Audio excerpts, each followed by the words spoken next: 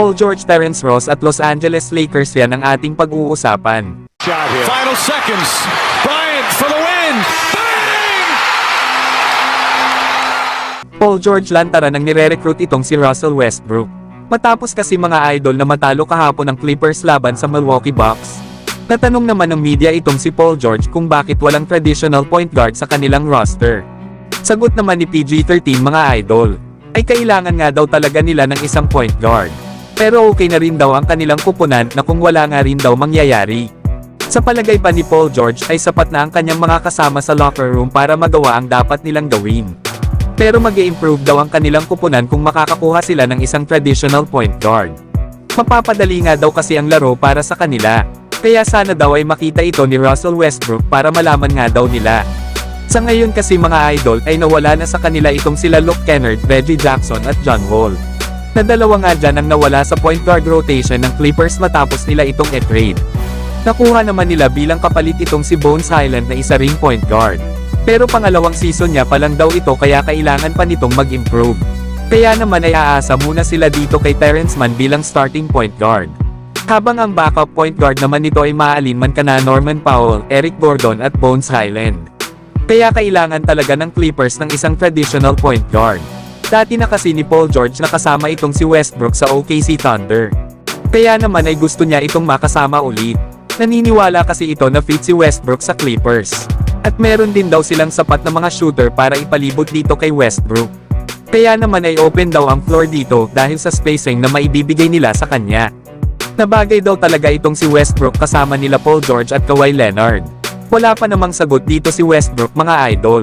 Na hindi rin natin alam ang kanyang isasagot lalo at ang Clippers at si Kawhi Leonard ang dahilan kung bakit siya iniwan ni Paul George dati.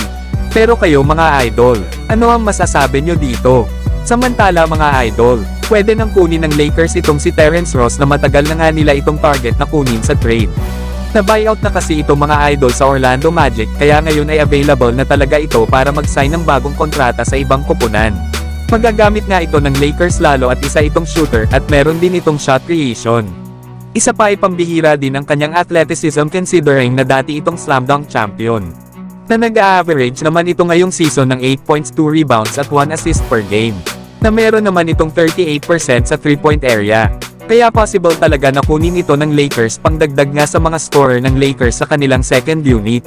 Kulang lang talaga ito ng playing time sa Orlando Magic lalo at mas nagpo-focus na kasi ang kanilang kupunan para mag-improve pa ang mga bata nilang players.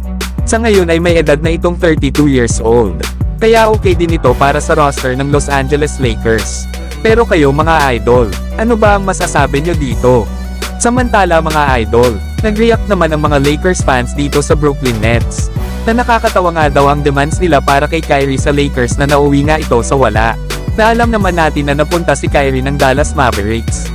At buti na nga lang daw ayon sa mga fans ay si D'Angelo Russell ang nakuha ng Lakers kesa kay Kyrie. Paano nga ba naman kasi mga idol ay hiningi na lahat ng Brooklyn Nets sa Lakers na meron sila? Hindi lang kasi sila Russell Westbrook at ang dalawang future first round picks ang gusto ng Brooklyn. Gusto rin kasi nila na isama sa package sila Max Christie, Austin Reeves at Rui Hachimura. Nalugi naman talaga dito ang Lakers. Lalo at mas kakaunting players lang ang nakuha ng Brooklyn sa Dallas Mavericks. Kaya maliwanag talaga na itong si Joe Tsai ay walang balak na mapunta si Kyrie sa kanyang gustong kupunan. Noong nag-request kasi si Kyrie mga idol ng trade, ay sinabi nito na sa Lakers niya gusto na mapunta. Kaya naman bilang may-ari ng Brooklyn Nets ay trinade si Kyrie sa Mavericks lalo at naging sakit ng ulo ito ng kanilang kupunan. Pero noong si Kevin Durant daw ang nag-request ng trade sa kanilang front office at sinabi nga ni Durant na gusto niya na mapunta ito ng Phoenix Suns. Na agad naman itong pinagbigyan ni Joe Tsai na kalaunan ay na-trade na nga si Durant sa Phoenix Suns. Pero mga idol, wala naman tayong magagawa sa decisions ng may-ari ng Brooklyn Nets. Lalo at sinira ni Kyrie ang lahat ng kanilang mga plano. Siyempre mga idol tao lang din yan si Joe Tsai na marunong din magalit. Kaya niya marahil yung ginawa mga idol na kahit papaano ay maturuan man lang niya ng leksyon itong si Kyrie. Na hindi lahat ng bagay ay kaya niyang pasunurin at makuha. Pero kayo ba mga idol? Ano ang masasabi nyo dito? So hanggang dito na lang tayo mga idol. At huwag nyo naman kalimutan ang mag-subscribe bilang pagsuporta.